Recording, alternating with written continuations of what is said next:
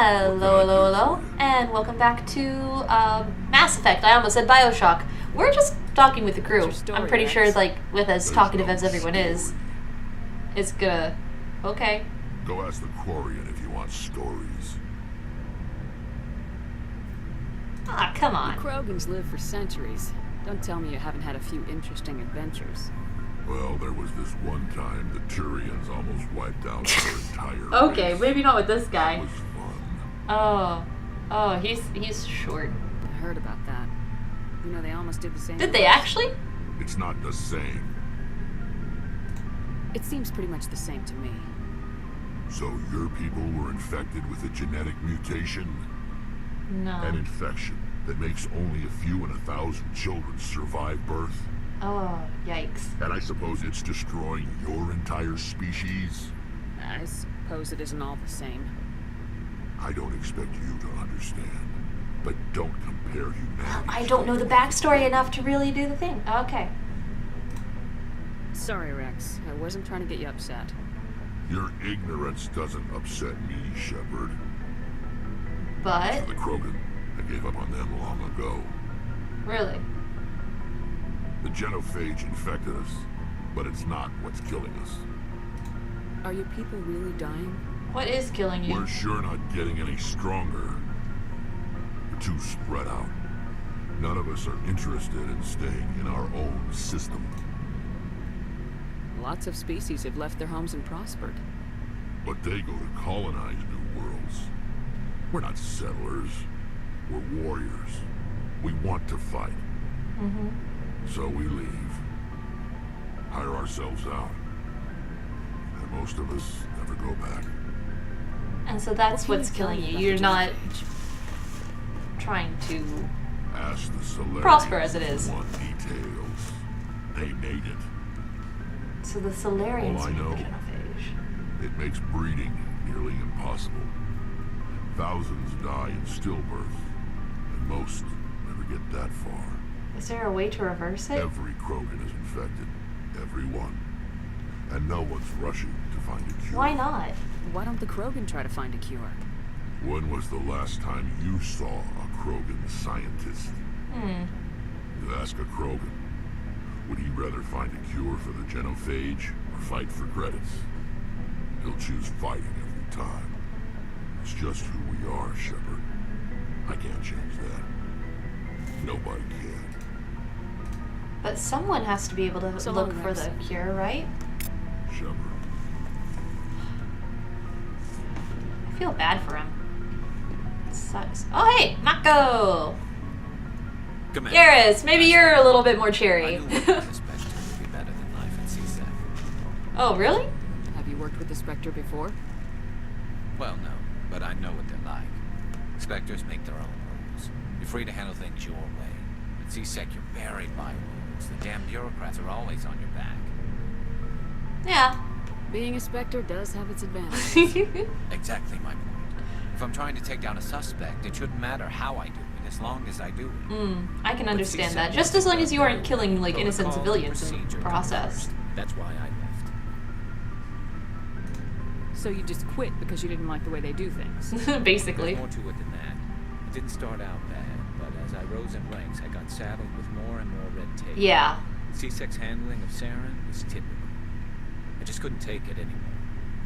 I hate leaving. I hope you made the right choice. I'd hate for you to regret it later. Well, that's sort of why I teamed up with you. It's a chance for me to get off the Citadel, see how things are done outside C-Sec.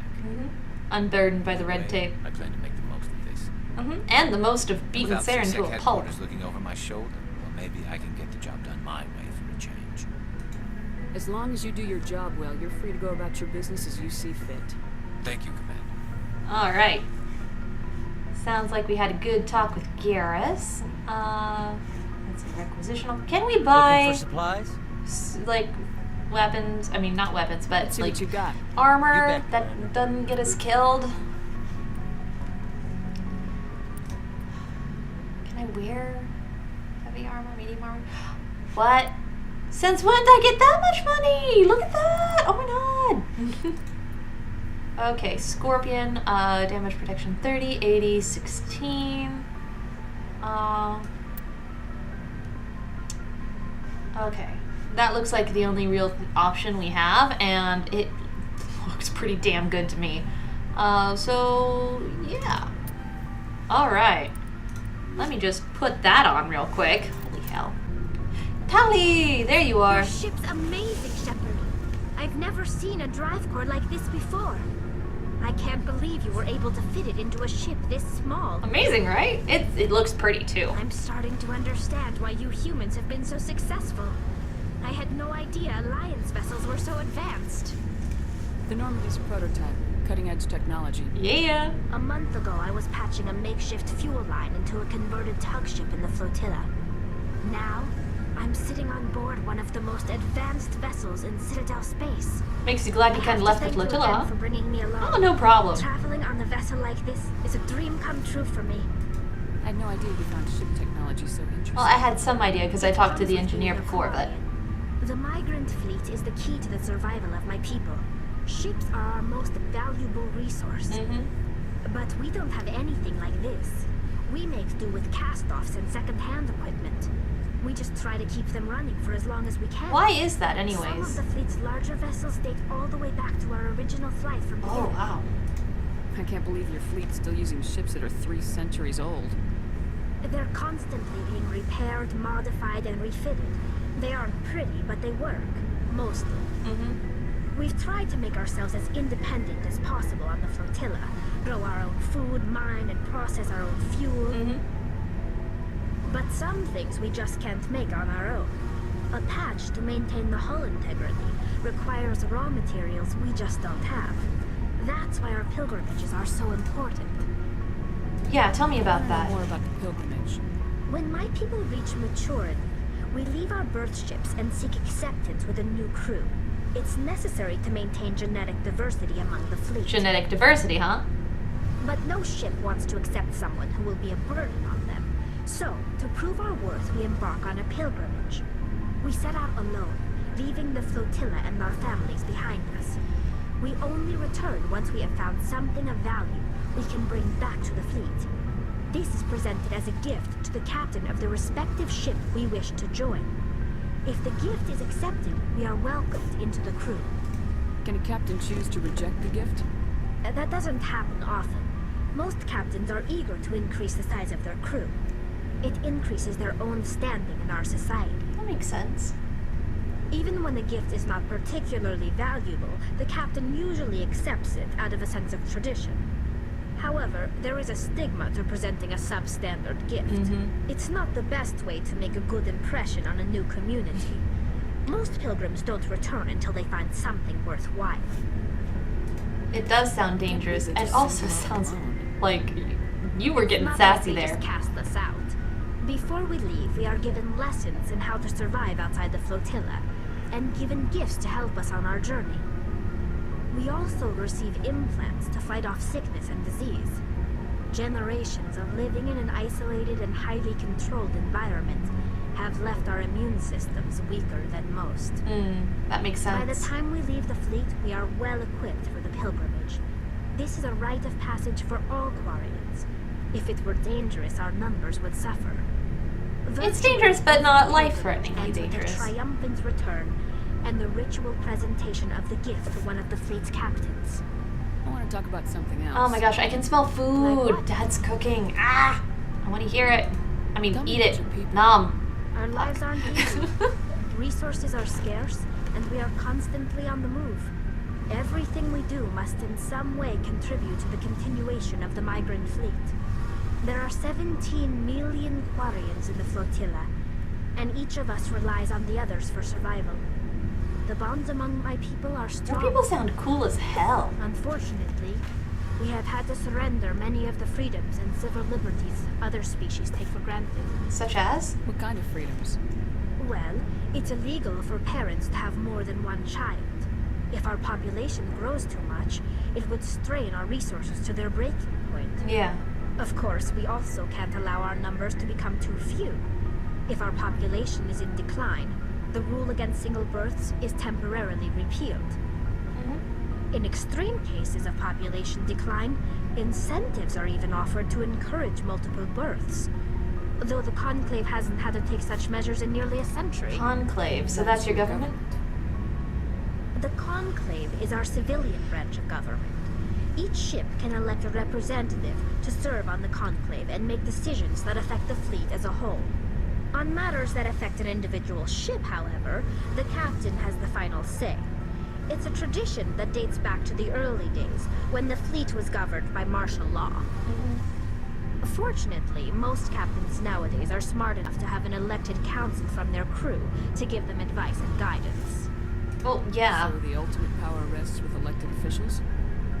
In practice, the Conclave and the respective council for each ship tend to set the rules that govern our daily lives. But in theory, we are still under military jurisdiction. The 5 top-ranking military officials in the fleet serve on the Admiralty Board. But it makes sense, I guess, since you're a fleet. And you don't exactly have a home planet to return to, I don't think. To do so requires unanimous agreement among the Admiralty. And they can only do this once. After that, the entire board must resign their posts. Oh, wow. It's a safeguard that served us well. In nearly 3 centuries, the Admiralty Board has only overruled the Conclave 4 times. Okay, that doesn't sound too terribly I bad. know more about the Geth. I doubt I can tell you anything you don't already know. Okay. It's been almost 3 centuries since they drove my people into exile. So the Geth took over their All home I know planet. is the story That's of what I their understand. origins. What they were when we created them, and how they turned on us. Tell me about it. Interesting. The Geth were originally created to serve as an automated manual labor force. Initially, their intelligence was as limited as any VI. Over time, we made small modifications to their programming to allow them to perform more varied Omnic and Uprising. complex tasks, Ah. bringing them closer and closer to true AI status. How come the council didn't step in and stop you? This wasn't true AI research. We may have been skirting the bounds of the law, but we never did anything that was actually illegal. Yeah, I can The see that. changes were so insignificant, so gradual, that we were able to control them. Or so we thought. But one thing we underestimated was the power of the neural network. A million Geth thinking simultaneously created an inherently unstable matrix. So the Geth share brain power? Hive minds. Yeah. Many of the Geth's singing, logic systems were designed to and the work sour in yellow concert with other nuts. nearby Geth. Basically, the more of them you have in the group, the smarter they are. So Exactly. there's some sort of group consciousness. No, nothing like that. They cannot share sensory data or information. Their programming cannot handle that much simultaneous input. Each Geth maintains an individual awareness and identity. The neural network only operates on a process-based level. It's basically the synthetic equivalent of a subconscious. Ooh, fascinating. But when they're in close proximity, they can coordinate low-level functional processes, freeing up more capacity for original or independent thought. I get it. I get it. That's fascinating. What made them rebel? As we built more and more Geth, their effective intelligence became more sophisticated, more abstract. One day, a Geth began to ask its Quarian overseer questions about the nature of its existence. Am I alive? Why am I here? What is my purpose? As you can imagine, this caused a near panic among my people. Oh, yeah, I'll bet. Considering those are questions AI would ask. It was inevitable the newly sentient Geth would rebel against their situation. We knew they would rise up against us, so we acted first. A general order went out across all Quarian-controlled systems to permanently deactivate all Geth.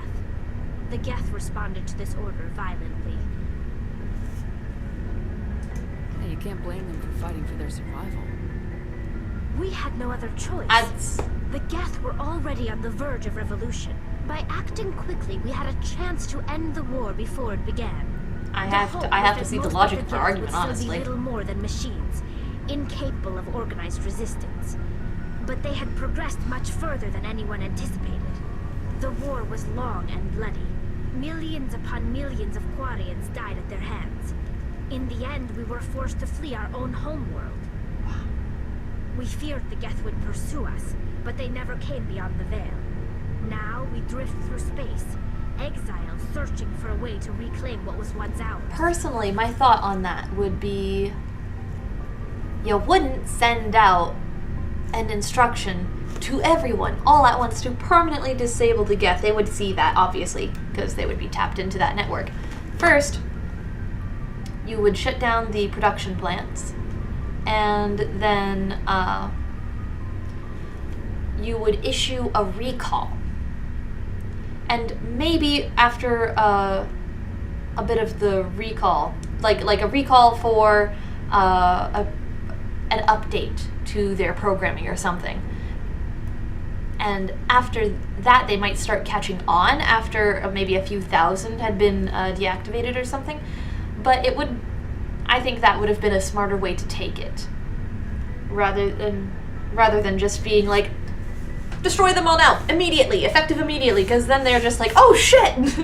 The other way, you could sneak up on them and surprise them.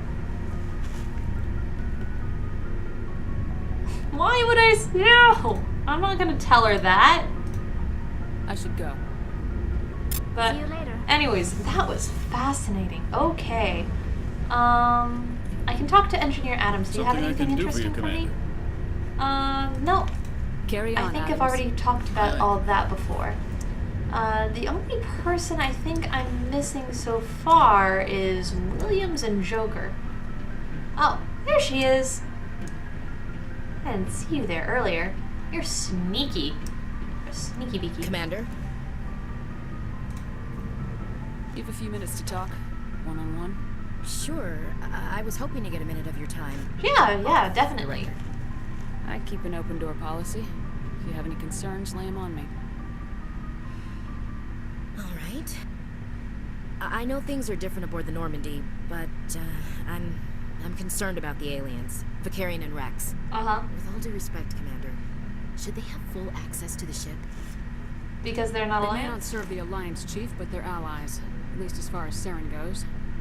This is the most advanced ship in the Alliance Navy. Yeah, I can understand your I think security we should concerns. give them free rein to poke around the vital systems. Engines, sensors, weapons. I'm not gonna lock them in sleeper pods for the whole trip, Williams. Yeah, really. I'd be more comfortable if they didn't have access to engineering and the CIC. We, humanity, have to learn to rely on ourselves. By mistrusting our allies? Standing up for ourselves doesn't mean standing alone. I don't think we should turn down allies. I just think we shouldn't bet everything on them staying allies. There's that. There's As noble that. as the council members seem now, if their backs are against the wall, they'll abandon us.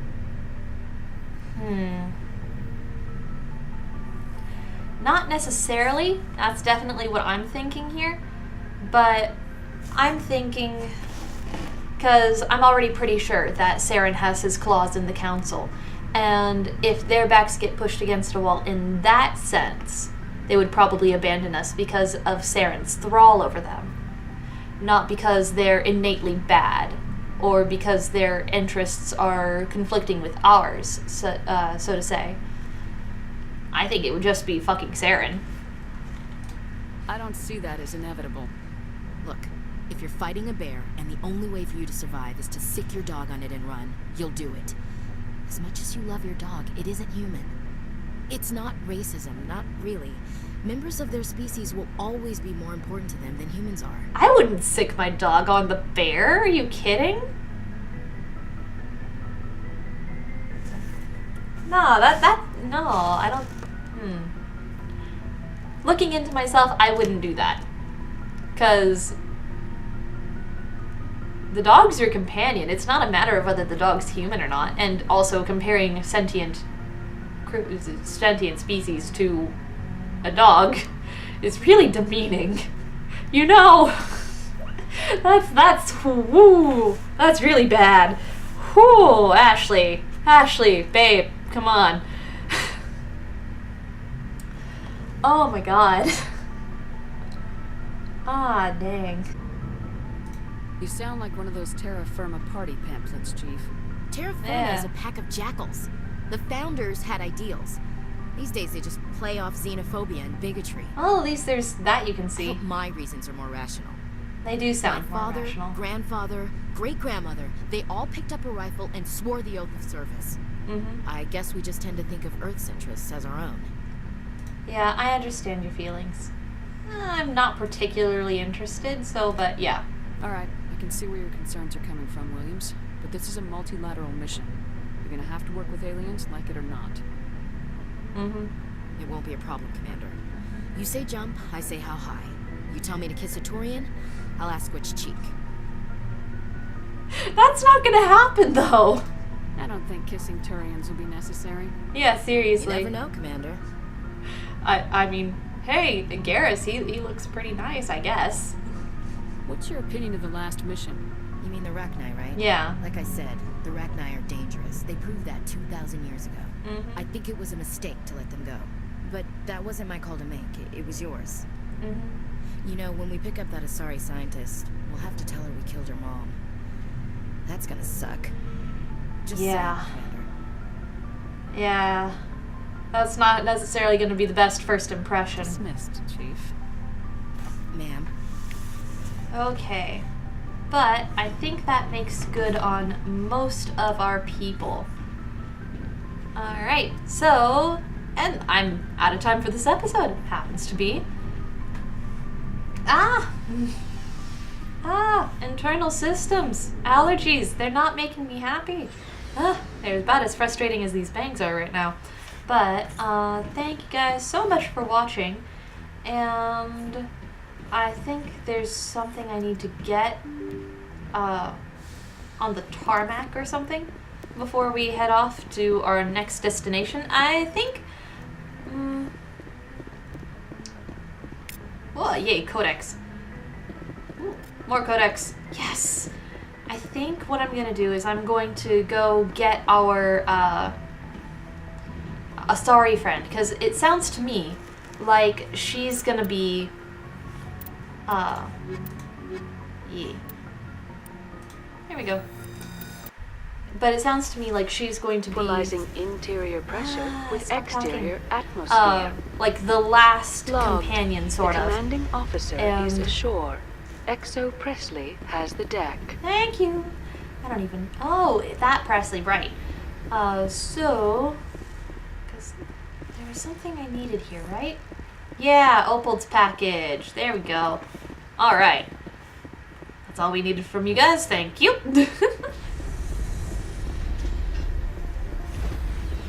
How do I get in? Oh, there it is. Stand by, shore party. Ah. Decontamination in progress. Oh, we were only out there for 5 seconds. But yeah, so I'm going to do that, and The then I'm commanding going to do officer a is series aboard. of Exo Presley side stands quests. relieved. Because I want to, and because we also need to level up our crew exponentially. So thank you all for watching, and I'll see you then. Bye bye.